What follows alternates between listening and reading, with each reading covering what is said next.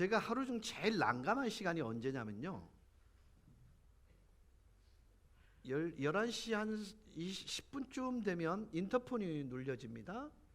그리고 한결같은 음성으로 목사님, 오늘 점심은 뭐 드시고 싶으세요?를 묻습니다. 근데 제가 단번에 이거 먹자 해본 적이 없어요. 나이가 좀 이렇게 들어가니까요, 무엇을 먹을까, 입을까, 마실까, 이게 중요한 문제가 아니더라고요. 그렇죠? 여전히 그것에 집착하시는 분이 있다면 이건 병입니다. 자, 이렇게 묻고 싶어요. 여러분이 성장함에 있어서 최대의 장애물이 뭐예요? 여러분 자신입니다. 여러분, 세상은요, 자기를 넘어선 사람을 우리는 위인이라고 말을 합니다.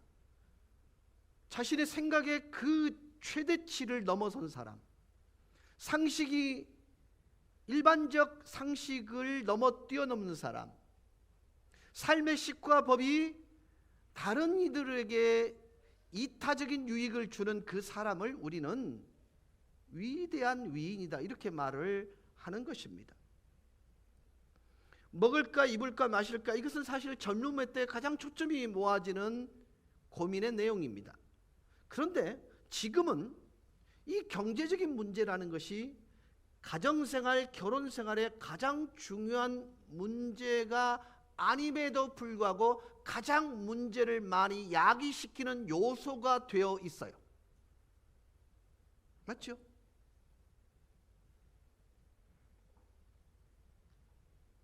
여러분, 근데 시간이 지나고 나면요, 이 문제에 있어서 진실은 이 돈 문제라는 것, 벌고 쓰고 투자하는 이 모든 게 문제의 한 부분에 불과한 것입니다.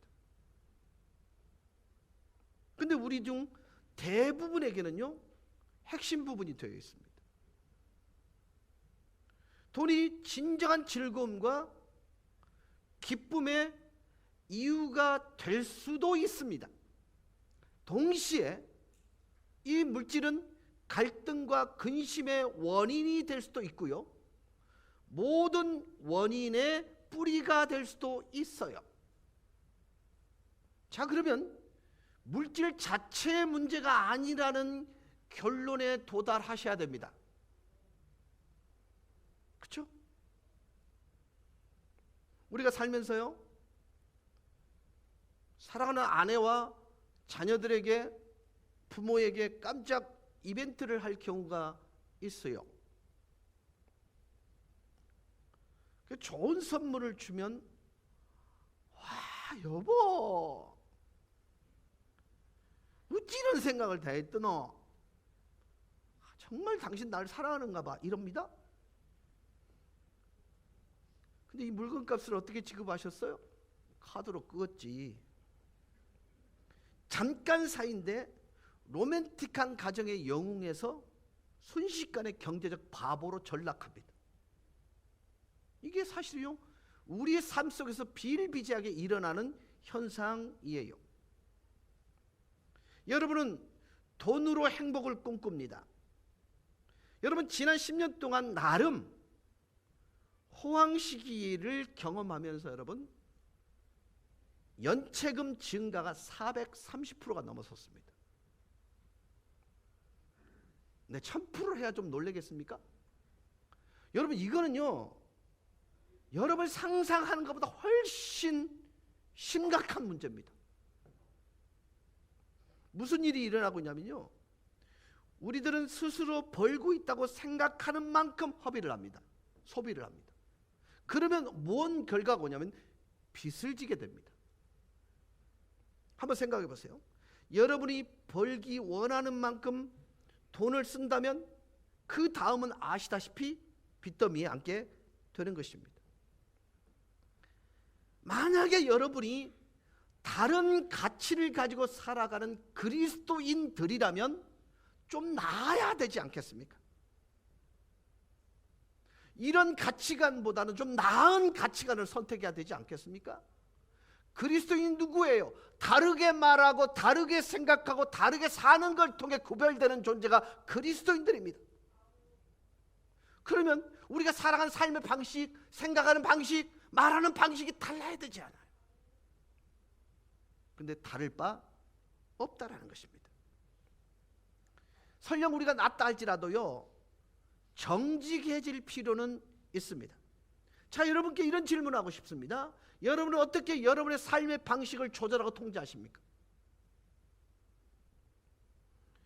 이렇게 풍요로운 문명 한 가운데서 여러분은 여러분 자신의 삶을 어떻게 관리하고 계세요?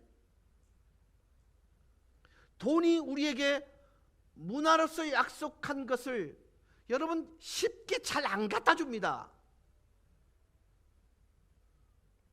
수많은 물질을 가지고 있는 것이 여러분 행복을 가져다 주든가요? 항상 우리 제스처를 내릴 모아 조금만 더, 조금만 더, 조금만 더예요.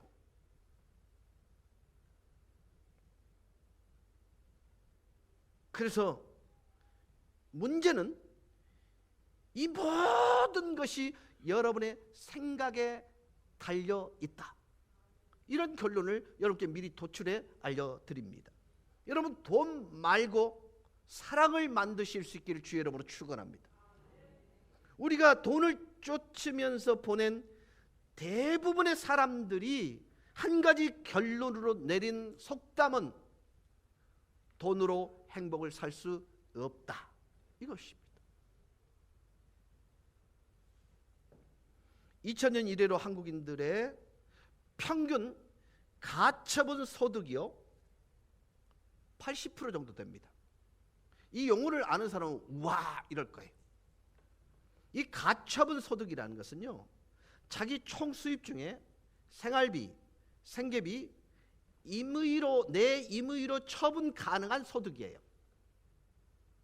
그러면 400만 원을 버는 사람이 가처분 소득이 이 프로테이지로 80%라면 380만 원을 쓴다는 얘기입니다.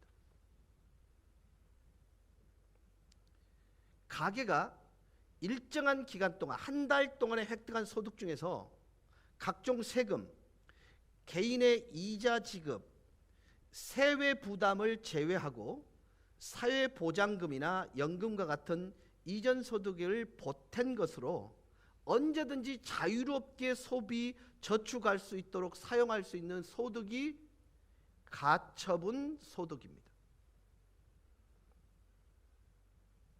이 가처분 소득은요, 생존을 위해 반드시 소비해야 된다는 의미는 아닙니다. 그런 소유가 아니에요. 우리가 원하는 것에 쓸 수 있는 돈이 가처분 소득입니다. 근데 놀라운 것은 저와 여러분이 가처분 소득이 80%까지 성장했다고 느끼지 않아요. 근데 그래요.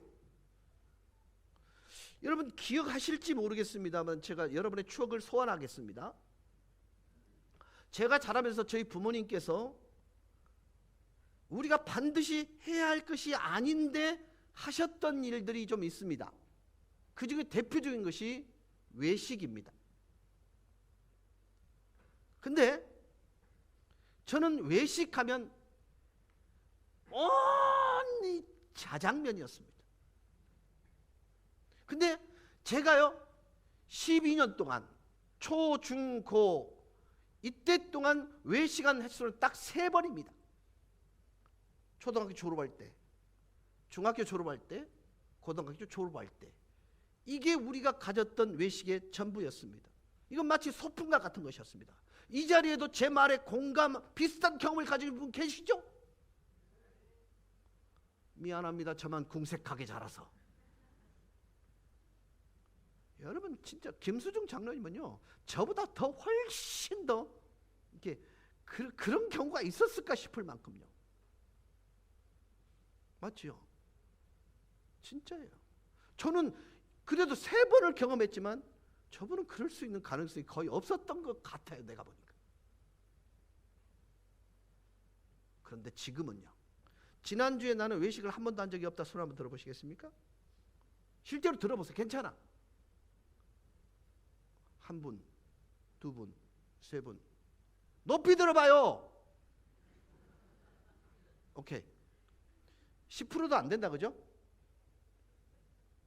그러면 2주 동안 나는 한 번도 안 해본다. 손 내리세요.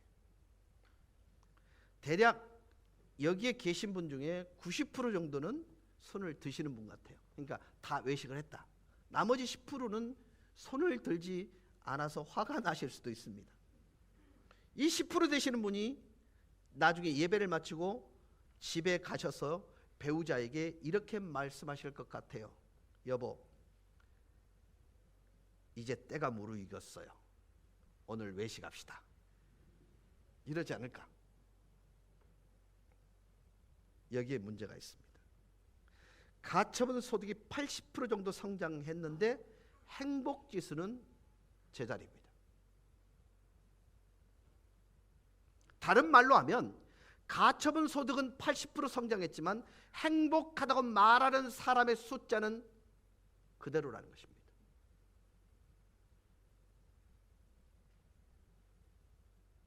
결론은 돈으로 행복을 사지 못합니다.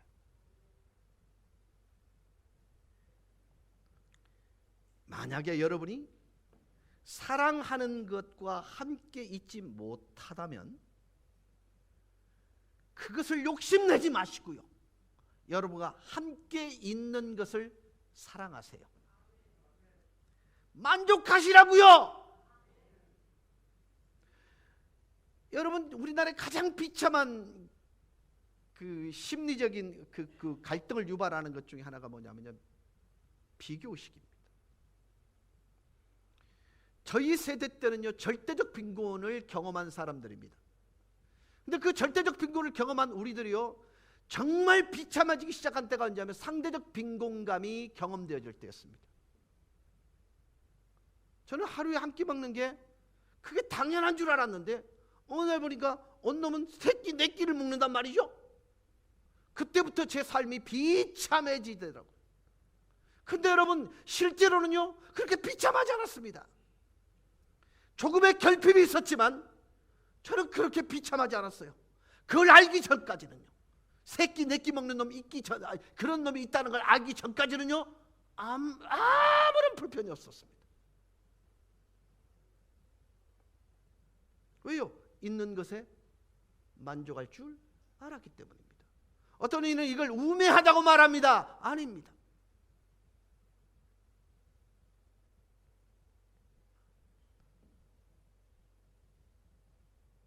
네가 가지고 있는 것을 누리라는 그 말이 정답이 될까요? 그렇다면 아닙니다. 그렇다면 어떻게 해야 돼요? 무엇이 문제입니까? 오늘날 우리가 살아가고 있는 이 사람들이 가지고 있는 문제에 대한 해답이 뭘까요?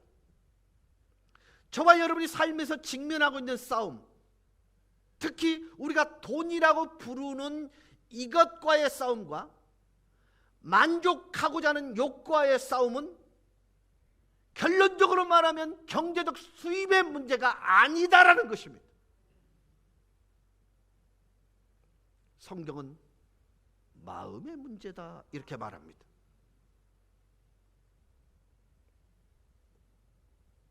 저는 이제 앞으로 몇 주 동안 여러분들이 지금보다 여러분이 가지고 있는 것에 더 집중할 수 있어서 행복이라는 아름다운 그늘 밑에 쉼을 누리는 그런 시간이 되기를 기대하면서 말씀을 준비했습니다. 여러분, 우리를 향한 하나님의 기대는 우리가 가지고 있는 것에 대한 자족의 마음으로 행복이라는 아름다운 그늘 밑에 깃드는 것이 아버지 되신 하나님의 마음입니다. 그래서 여러분 인생 밖에 있는 것으로 즐거움을 취하려 하지 마시고요, 여러분 삶 속에 이미 들어와 있는 것으로 누리는 것으로 행복해지실 수 있기를 주의 이름으로 축원합니다. 자, 그런데 그 이유가 뭐냐? 여러분, 이것들이 인생에서 자신의 위치를 벗어났기 때문에 소유 유무 때문에 행불행이 결정된다고 생각을 하는 사람이 많아요. 돈이요, 있어야 할 위치를 벗어나 버렸어요.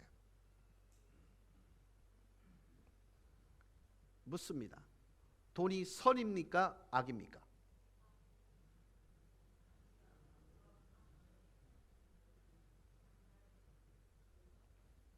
우리 교회에서 제 설교를 들은 분들은 이렇게 머뭇거리면 안 됩니다. 선입니까? 악입니까?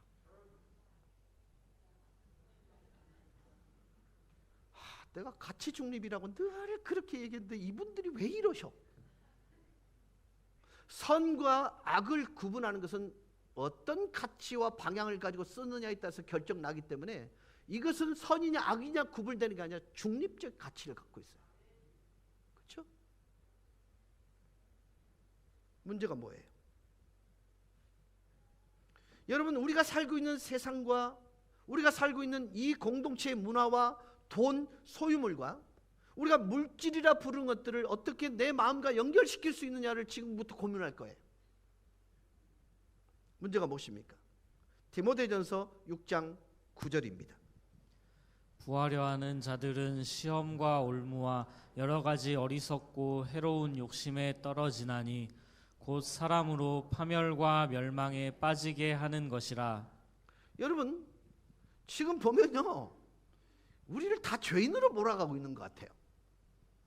근데 성경은 이미 어떤 전제하에서 이 말씀하고 있냐면, 그러나 자족하는 마음이 있으면 경건에 큰 이익이 되느니라, 이렇게 말합니다. 여러분, 경제적인 자유와 인생의 기쁨을 누린 진정한 비밀은요, 자족의 비밀을 배우는 것으로부터 시작된다는 것을 이미 성경 결론적으로 우리에게 알려주고 있습니다. 이 만족은요, 여러분이 사업에서 크게 성공해서 큰 물질을 벌거나 실직 상태에 있거나 아니면 그 사이 어디에 있는지 상관없습니다. 만족은요, 기쁨을 발견할 수 있는 바로 그 실제적인 곳, 즉 여러분 안에 들어와 있는 것에 대한 만족이에요. 전혀 동의를 안 하는데요. 바울은요, 만족의 근거를 이렇게 대고 있습니다. 디모데전서 6장 7절입니다. 우리가 세상에 아무것도 갖고 온 것이 없음에. 여기 앉아 계신 분 중에요, 태어날 때 지갑 들고 태어나신 분 손 들어보세요.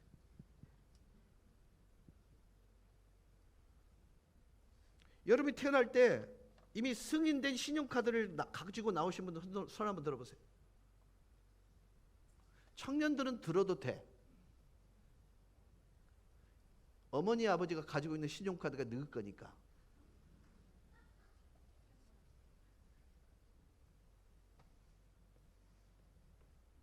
디모데전서 6장 7절은요, 우리가 세상에 아무것도 가지고 온 것이 없음에 또한 아무것도 가지고 가지 못한다 그럽니다. 여러분 보세요. 죽으실 때요, 남겨놓고 가시는 거예요. 그래서 디모데전서 6장 8절은 이렇게 증언 합니다. 우리가 먹을 것과 입을 것이 있은즉 족한 줄로 알 것이니라. 아멘 하신 분 진짜 대담한 분이세요. 저는 이거 못합니다. 입고 먹을 것 있는 것으로 만족 저 못해요. 그렇게 되려고 치열하게 노력합니다. 치열한 선택을 합니다. 근데 제가 여러분 이 말씀을 여러분과 함께 나누기를 원하는 이유는 간단합니다. 우리들 마음이 먹을 것 입을 것이 있은즉 족한 줄로 알라는 그 말씀이 나에게 영향력을 끼치는 그것을 위해서 저는 여러분께 지금 도전하고 있는 것입니다. 아무도 아멘 안 하시는 이유는 모르겠어요. 이게 여러분 영향력을 끼칠 수 있기를 바랍니다. 왜 그러냐면요, 여기에 행복할 수 있는 비결이 있기 때문입니다. 제가 자꾸 천장로님 넥타이가 눈에 들어와요. 제 거보다 비싸 보이거든. 그 순간부터 이 넥타이가 하찮은 것으로 여겨질까요, 안 여겨질까요? 제가 이 말씀을 드리는 건 다른 게 아니에요. 내게 있는 것에 대한 만족이 나를 복되게 하고 행복하게 만든다는 거예요. 그것을 여러분이 동의하시고 그 말씀에 영향을 갖기 시작한다면 여러분은 자족하는 은혜 때문에 겨운 행복을 손으로 만질 수 있다는 얘기를 하고 있는 것입니다.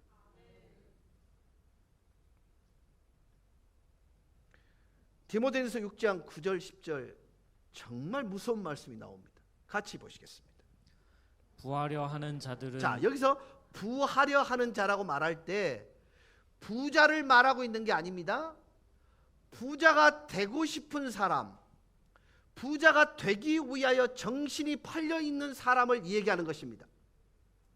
그들에게 와지는 결과가 뭔지 보시겠습니다. 시험과 올무와 여러 가지 어리석고 해로운 욕심에 떨어지나니 곧 사람으로 파멸과 멸망에 빠지게 하는 것이라. 돈을 사랑함이 일만 악의 뿌리가 되나니 이것을 탐내는 자들은 미혹을 받아 믿음에서 떠나 많은 근심으로써 자기를 찔렀도다. 저는요, 이 번역이요, 사도 바울과 하나님의 의도와는 조금 다르게 번역됐다고 봐요. 돈에 대한 사랑이 모든 악의 뿌리 아닙니다.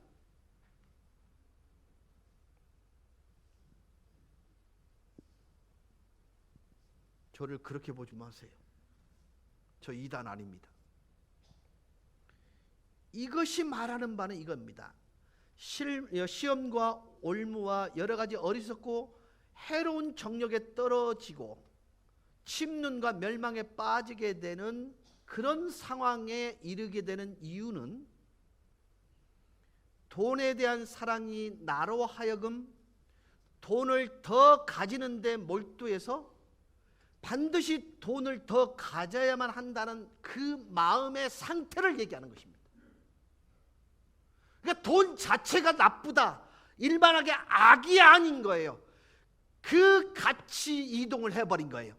돈이라는 것을 내 마음의 가장 중심에 갖다 놓아버린 거예요. 돈은 여기 있을 때 유용한데 내 마음의 주인으로 자리 잡기 시작할 때는 이것은 악이 되는 것입니다. 지금 그 얘기를 하고 있는 것입니다. 어려우십니까? 세임이 건축원금 5만 원 할 때 안 아깝더나? 솔직히 얘기하대. 안 아까웠어? 우와, 11조 할 때 안 아깝디나? 거짓말 하냐? 근데 왜 안 아까워? 하나님께 드린 것이기 때문에 안 아깝대요. 여러분, 저런 인생이 큰 사고칩니다. 어떻게 사고를 쳐요? 하나님의 손의 역할을 감당해서 세상을 바꾸는 아이가 될 것입니다. 가계부 계속 쓰고 있니? 너 써야 돼. 1년 뒤에 내 가계부 너 점검할 거야, 알았지? 계속 써야 돼. 중간에 11조 다른 데 쓰면 안 돼? 여러분, 저 아이가 돈이 주는 유용성을 몰랐겠습니까? 그것을 통해서 자기를 즐겁게 하는 방법을 몰라서 그것을 구별하러 올려드렸겠습니까? 아닙니다. 돈에 대한 사랑으로부터 자유한 아이는요, 자유한 성도는요, 사랑이 이유가 되는 삶을 넉넉히 살 수가 있어요. 다른 일을 위해서 기꺼이 대가를 지불할 수 있습니다. 10절입니다. 돈을 사랑함이 일만 악의 뿌리가 되나니 이것을 탐내는 자들은 미혹을 받아. 여기 문제가 있습니다. 돈이 문제가 아닙니다. 돈을 갈망하는 것이 문제라는 것입니다. 내가 반드시 돈을 가져야 하는 그 마음, 믿음에서 떠나 많은 근심으로써 자기를 찔렀도다. 여러분, 저는요, 성경 모든 말씀이 가장 정직하다고 생각해요. 근데 오늘 본문은 가장 정직한 구절입니다. 문제의 핵심은요, 우리가 돈을 제 위치에 두지 않았을 때, 돈 버는 일에 팔려있는 자신을 발견했을 때, 그것을 더 원하는 자신을 발견했을 때, 그것뿐만 아니라 더 원할 뿐만 아니라 행복해지기 위해서 이것이 반드시 필요하다고 생각하기 시작했을 때 일만악의 뿌리가 되는 것입니다. 여러분, 돈은요 일만악의 뿌리가 아닙니다. 돈을 갈망하는 우리의 마음이 일만악의 뿌리입니다. 여러분, 돈은요 우리 손끝에서 움직여야 돼요. 근데 어느 날 갑자기 그것이 내 마음속 가장 중요한 왕좌를 차지했을 때는요 모든 가치 기준이 그것을 통해서 평가하고 판단하게 되는 것입니다. 그리고 누군가를 위해 대가를 지불할 일들을 못하는 것입니다.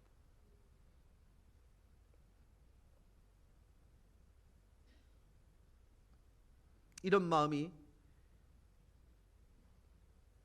그런 상황이 우리의 마음속에 이루어지기 시작하면 파멸되고 삶의 즐거움을 빼앗아가 버리고 유혹에 빠지기 시작합니다. 즉 오늘 본문은 마음의 싸움에 관한 얘기를 하는 것입니다. 지갑의 문제가 아니라 인생에 대한 내 중심의 문제요, 가치의 문제요, 사랑의 문제인 것입니다. 여러분, 여러분이 보물이 있는 것, 물질에 대한 마음, 예수님 뭐라고 말씀하셨습니까? 너희 보물이 있는 곳에 너희 마음이 있느니라. 자, 이렇게 왜 말씀하셨을까요? 마음은 모든 사람의 생명 중심이에요. 생명의 중심은 마음입니다. 그래서 성경은 무릇 지킬 만한 것보다 너희 마음을 지키다. 이는 생명의 근원이 이에서 남이니라. 여러분, 저는 이렇게 여러분께 도전하고 싶어요. 여러분의 마음을 끝없이 살피셔야 합니다. 마음을 지키라는 다른 번역은 이렇습니다. 왜냐하면 마음에서 생명의 근원이 나기 때문입니다. 이렇게 번역한 것이 옳습니다. 우리의 마음이 사랑하는 그것이 무엇이든, 우리의 마음이 갈망하는 것이 그것이 무엇이든, 우리가 인생을 살아가는 동안 우리가 내리는 선택에 결정적 영향을 끼칩니다. 그렇죠? 제가 지난주에도 말씀을 드렸어요. 말이라는 것이 머리에 있는 것을 우리는 생각이라고 그래요. 입에 담겨져 있는 것을 언어라 그래요. 그리고 밖으로 드러난 것을 우리는 행동이라고 말합니다. 자, 보세요. 내 마음이 사랑하는 것이 그것이 무엇이든 간에, 갈망하는 그것이 무엇이든 간에, 이것은 내 인생의 귀중한 선택할 그 상황에서 지대한 영향을 끼치는 것입니다. 그렇다면 우리의 마음속에 여기 손끝에 있어야 할 돈이 중심에 들어와 있다면 우리는 만몬이지가, 물질주의자가 되는 것입니다. 그래서 자족의 은혜를 가질 수 없는 존재가 되더라는 것입니다. 여러분이 원하든 그렇지 않든 이러한 것들은요 우리의 마음의 중심을 지키면서 우리를 살아가게 만드는 것입니다. 그러므로 돈을 사랑하는 마음을 통제할 수 있도록 시도하는 데 대한 해답은, 나 돈을 사랑하지 않을 거야, 결심하는 것으로 이루어지지 않습니다. 무슨 말이냐면, 노력하기만 한다면 오히려 우리는 반대 현상을 경험하게 될 것입니다. 여러분, 다시 말씀을 드릴게요. 변화가 일어나는 곳이 어디라 그랬죠? 마음이라 그랬습니다. 이해가 되십니까?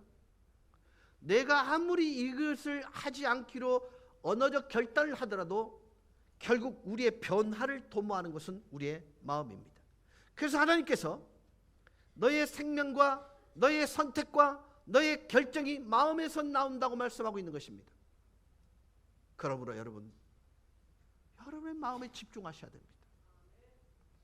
그래서 제가 여러분에게 항상 말씀을 드리는 것을 생각을 다시 생각해 보시라고 말씀을 드리는 것입니다.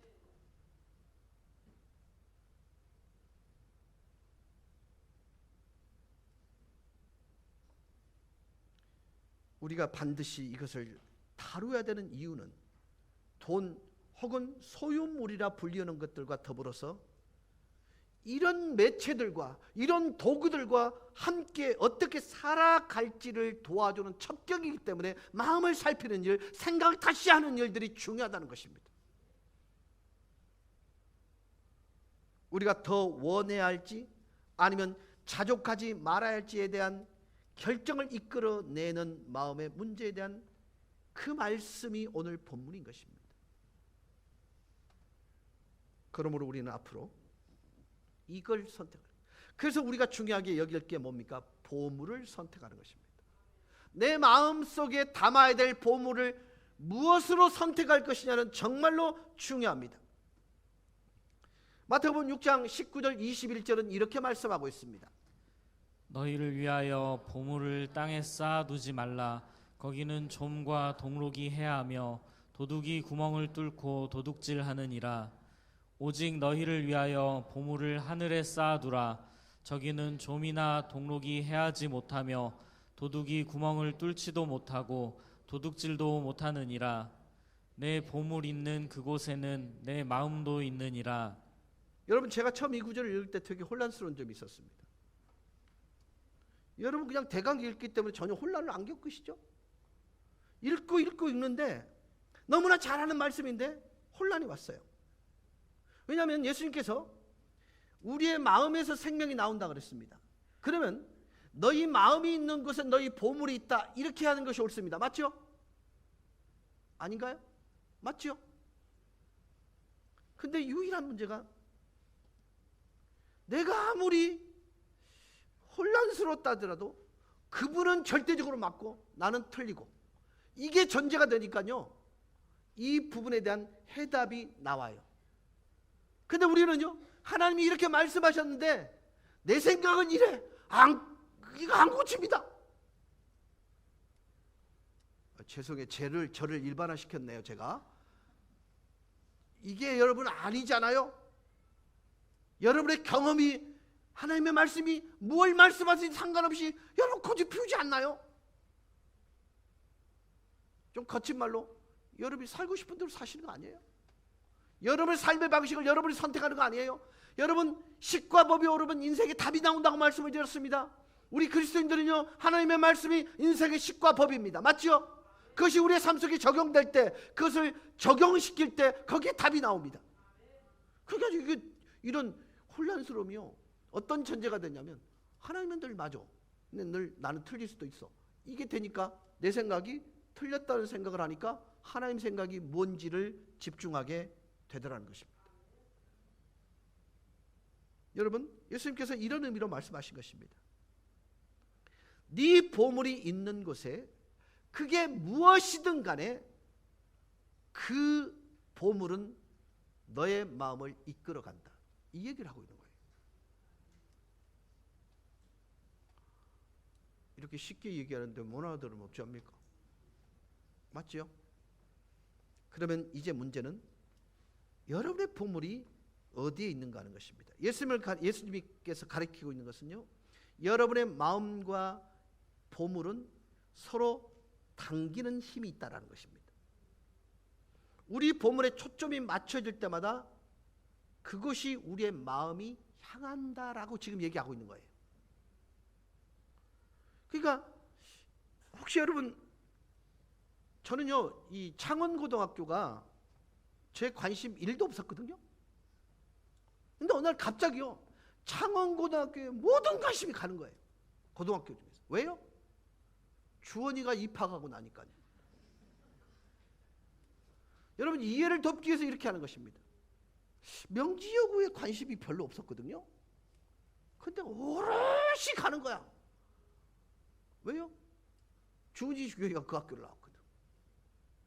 이해가 되십니까?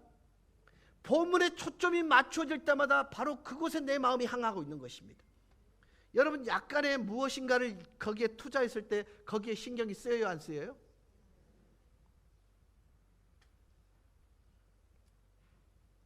순간입니다. 순간적으로 마음이 이동합니다. 맞죠? 여러분이 무엇인가에 뭔가를 투자한다면, 내 재산의 일부를 투자한다면 그것을 결정하고 난 다음에 갑자기 여러분 그곳에 관심이 가지는 것입니다. 여러분, 저는요 지금까지 증권에 대해서 신경을 쓰지 않았습니다. 왜요? 제 돈 가운데요 10원도 증권가에 존재하지 않기 때문입니다. 목사로서 제 인생의 대부분 동안 저는 어느 곳에도 투자한 적이 없습니다. 저는 예수님께서 말씀하신 게 이것이라고 생각해요. 우리가 무엇을 보물이라 생각하고 초점을 두기 시작하면, 우리의 보물을 쌓아가기 위해서 어떤 무엇인가를 선택하면 우리의 마음은 그것을 쫓아간다는 것입니다. 이것을 악용한 현대 문명이 뭐냐면 알고리즘입니다. 그래서 극단이 되는 것입니다.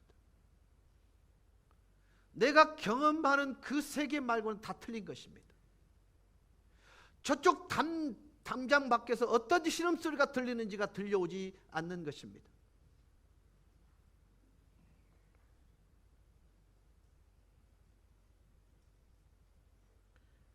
우리의 마음은 결국 보물이 있는 것을 향하게 되어 있습니다. 제가 만약에 세상에 있는 것에 가치를 두기 시작한다면, 만약 제가 그것들에게 그것이 행복의 열쇠라고 여기기 시작한다면, 나의 기쁨과 인생의 필수적이고 그것을 가져야만 하며 갈망하는 그 모든 것들을 지금보다는 를 모아 조금 더 하다 우리는 인생을 마무리하고 말 것입니다. 여러분, 깊은 골짜기는 채우기 쉽고 사람의 마음을 채우는 것은 불가능합니다. 그런데 우리의 이 마음을 완벽하게 채울 수 있는 방법을 하나님께서 주신 게 뭐냐면 있는 것에 자족하는 마음입니다. 저는 여러분들이 누군가 나누기 위해 좀 더 많은 땀을 씹는 것에 대해서는 응원하고 지지합니다. 그리고 나눔을 위해서 집중하는 일들을 위해서는 지지하고 응원합니다. 그러나 자신에게 매몰돼 버리면, 자신에게 집중돼 버리면 우리는 그 어떤 것도 무엇을 통해서도 행복이란 아름다운 그늘 밑에 깃들 수가 없는 것입니다. 이제 말씀을 맺겠습니다. 여러분, 우리가 지켜야 될 가장 소중한 것은 마음입니다. 근데 그 마음은 내 보물의 방향을 따라서 움직이게 되어 있습니다. 근데 내 마음을 움직이게 하는 모든 보물들은 있어야 할 자리에만 있다면 혼란을 가져다 주지 않습니다. 근데 그것이 자꾸 같이 이동을 해서 우리의 마음속 중심에 들어오기 시작하면 우리는 하나님께서 우리에게 주시고자 하는 아름다운 행복의 우산 속에 깃들 수 없게 되는 것입니다. 돈은 이미 자기 위치를 잃어버린 지 오래입니다. 물질이요. 여러분, 우리에게 주어지는 부정적인 모든 품성들은 우리에게 주인의 역할을 해서는 안 됩니다. 주된 역할을 해서는 안 되는 것입니다. 성호 장로님께서 지금에 일어나는 모든 현상들을 지금 이 얘기를 기도를 통해서 녹여냈습니다. 그렇지 않습니까? 근데 전부 이탈해 있는 것입니다. 여러분, 있어야 할 곳에 있는 게 그게 질서입니다. 이게 원리입니다. 오늘 저는 여러분에게 이렇게 도전하고 싶습니다. 마음을 좀 살피세요. 무엇인가를 결정할 때 생각을 다시 생각하세요. 그리고 무엇인가를 결정하기 위해서 내 속에 가장 우선하는 가치가 무엇인지를 다시 생각하세요. 그것이 내 인생을 이끌어 가기 때문에 그렇습니다. 잘못된 그런 보물들이 우리를 패망의 길로 가게 할 수 있다는 사실을 단 한순간도 놓치지 마시고, 내 마음속에 왕좌에 하나님께서 좌정하실 수만 있다면, 그분의 삶의 식과 법이 우리 가운데 지대한 영향력을 끼칠 수 있다면 우리는 행복의 노래를 부를 수 있을 것입니다. 한 주간 여러분 이 일들을 통해서, 마음을 살피는 일을 통해서 행복의 노래가 불려지기를 주 예수 그리스도 이름으로 간절히 축원합니다. 우리 찬양하실까요? 일어나서 찬양하시겠습니다.